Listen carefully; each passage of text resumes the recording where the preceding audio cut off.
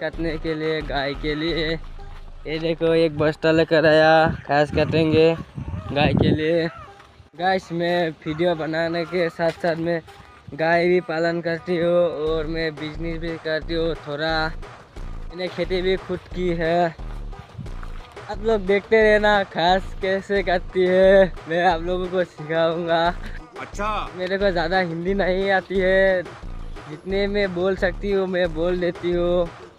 Guys ये video देखकर भी मेरे को मज़ा रहेगा क्योंकि अभी मैं घास काटने जा रही हूँ ना, ये ब्लॉग बना रही हूँ, मेरा रियलिटी दिखा रही हूँ। लोग हंसेगा ये वीडियो देखकर, कोई बात नहीं। गाइस ये घास काटेंगे। अभी मैं वीडियो नहीं बना पाऊँगा क्योंकि अभी मैं अकेले आई हूँ।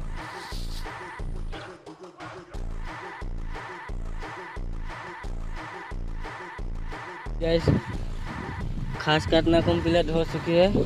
मिलते हैं नेक्स्ट वीडियो में। टाटा गाइस, टाटा।